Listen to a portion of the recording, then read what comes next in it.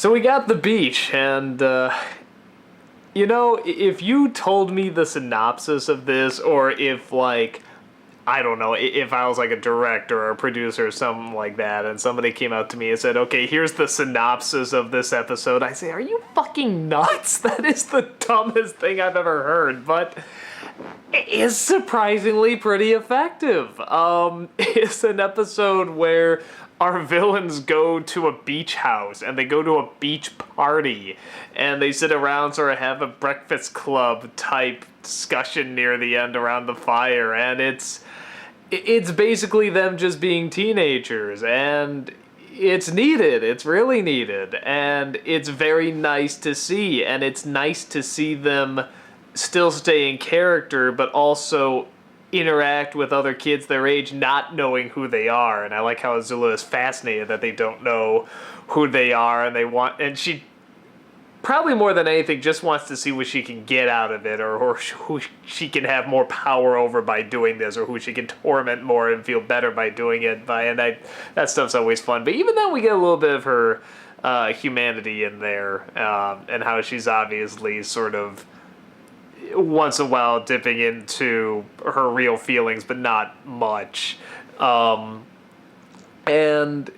it worked bizarrely kind of well. At times I'm like, this is like, an Annette Funicello movie or something. It's like a beach movie, but they really address what it means to be this age and with your family, and to have jealousy, to have anger, to have confusion. They captured it well. And one of the problems I have with the Breakfast Club, even though I do like it technically, is that I felt it really captured the emotions and the feelings and the dilemmas and the confusion, all that stuff of being a teenager. But the one thing they didn't catch is that they don't talk about it. They don't discuss it with other teenagers. So I always thought that was kind of a problem with the movie. But here, these four are so strange already, and they have been shielded from so much of the rest of the world that you can buy it. You can see them talking about it. And at times, it's a touch rushed, but it still comes out well. You still get the idea of what they're talking about and the emotions and stuff. And some of it is kind of obvious too, like Zuko not knowing who he's angry at. You just wait for him to say, myself. And of course he eventually says it. But I liked learning about Ty Lee. I liked learning about May. I liked, even, like I said, with Azula, just seeing that little bit of humanity that shined through just for a moment.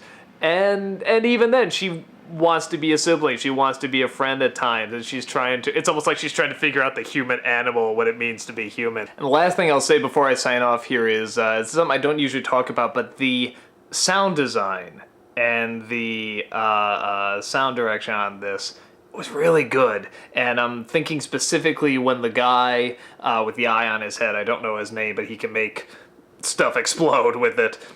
He comes out and this thing shoots from his head, and they do that wonderful trick where they have this loud sound and then like a half second of silence before the big explosion.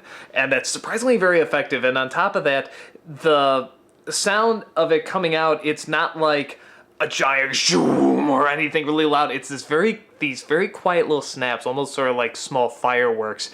And it's really effective. You just hear it coming and you sort of, I don't know what it is, but you just sort of, you shift a little bit because you kind of feel like it's almost whizzing by you. It reminded me a lot of the opening of Saving Private Ryan. Again, great sound design on that.